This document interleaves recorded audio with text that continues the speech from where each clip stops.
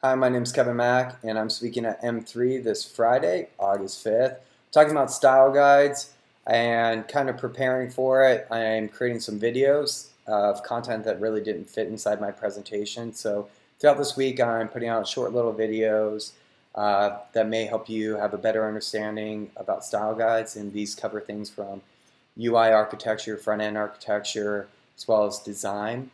So my presentation is on the design track, and I'm trying to keep my presentation kind of more focused on the design side and kind of the overall process of creating style guides. So with that, time can be limiting with a presentation, and I still want to provide additional content that are good takeaways before the presentation as well as after the presentation, or if you can't make it. Today I was actually going to be recording a video with Eric Katz about front-end architecture, but due to some technical glitches tonight, it didn't work out, and instead I'm actually talking about typography for the web. So throughout this year, I've been working on different open source projects. One of the projects that I worked on is called Object-Oriented Typography.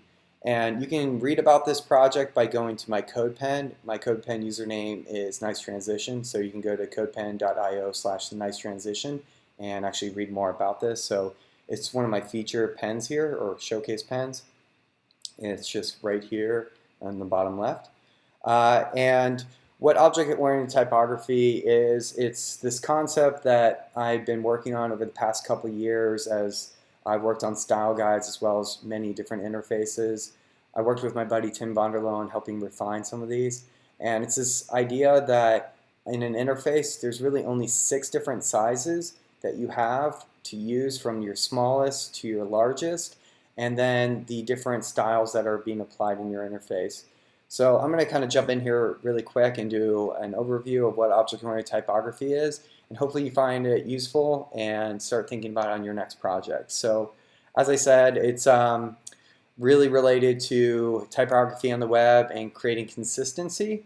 And with it, the first step of creating object-oriented typography is to do a reset on your font sizes. So in HTML, there's what's referred to as an H1, an H2, an H3, an H4, an H5, and then an H6. The H1 is reserved really for page headers, and they should be limited on the page.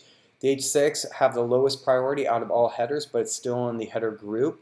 And all the pieces in between are kind of related to different use cases or contexts of different content inside the interface. So what this is also related to is, by the user agent, something like an H1 by default has styles that are being applied to it. So an H1 is actually 2 M's, and an H2 is 1.5 M's. So one of the first steps of object-oriented typography is to reset your H1s through H6s. So here's actually a list of H1s through H6s, and they all are the exact same size. So before starting kind of this process, you set them to 1 rem, which is based off the root font size of your project. So here's this H1, and you can see it's set to 1 rem. Same thing with an H2, 1 rem.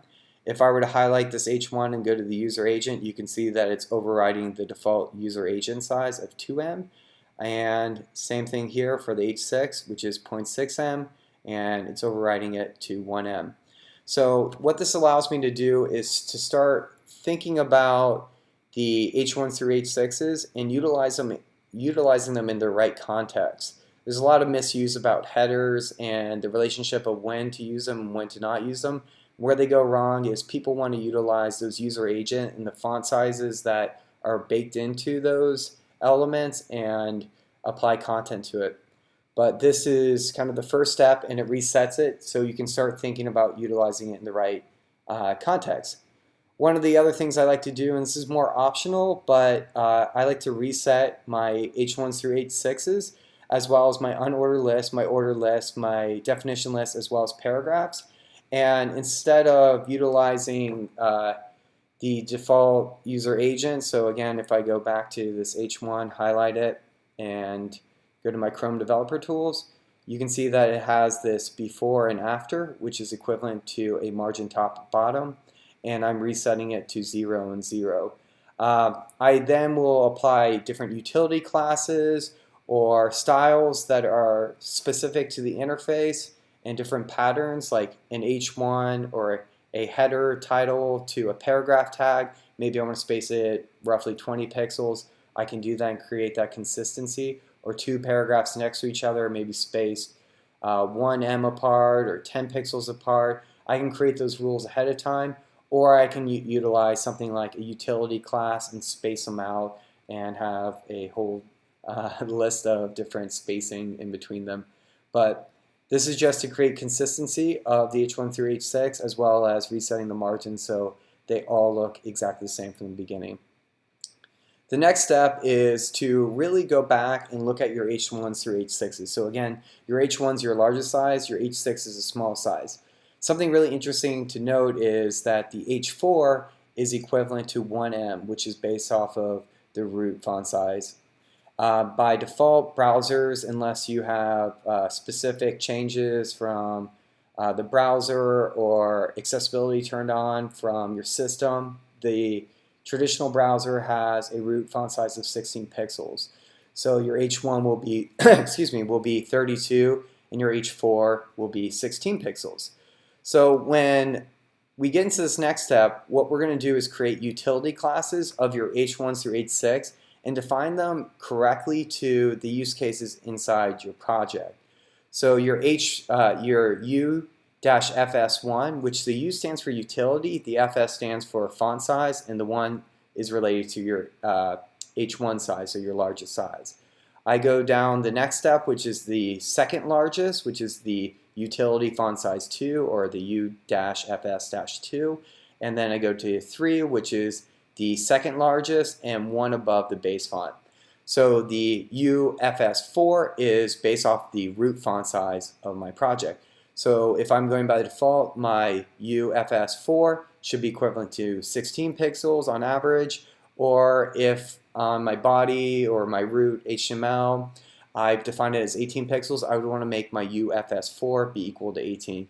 I've seen interfaces go up as big as 24. Some cases it's even larger. It's really up to your brand and your identity of what you want to do, but more importantly around the content that you have. So the H4 is kind of like that base setting. H1 or the FS1 is the largest. From there we take a step down and we say the smallest font size. You really don't want to go below the font size 5 here because on average you want to keep your font size around 16 pixels. Apple recommends having 16 pixels as your smallest. Accessibility for print has 12 point as your smallest. So you just want to be cautious not to go too small. I like to recommend not going underneath your H4 unless it's content that isn't as relevant. And then your FS is your smallest font size of your interface. And this should be used as sparingly, but maybe sometimes an accent type of text that you want inside your interface. So the UFSX, the utility font size 6 is your smallest. The UFS4 is the root base font, and then the UFS1 is the largest. Having trouble speaking here tonight, but that's kind of the next big step, and it's really, really important, and these can be applied to other styles in your project. It doesn't have to just be your headers, your H1 through H6s. They can be applied to divs. Again, it's about creating consistency and really only giving 6 size options inside your interface. That may seem restricting, but it's really not, and I've been following this pattern for about 2 years, and it's really, really helpful. So here we can kind of see it in play. You can see this H1 has the UFS1 being applied to it. This H2 actually has the FS2, and 3 has it being applied all the way down to the UFS6. And you can see it getting larger to smaller. Now, if I look at this next section, we have this H3, and it's getting smaller.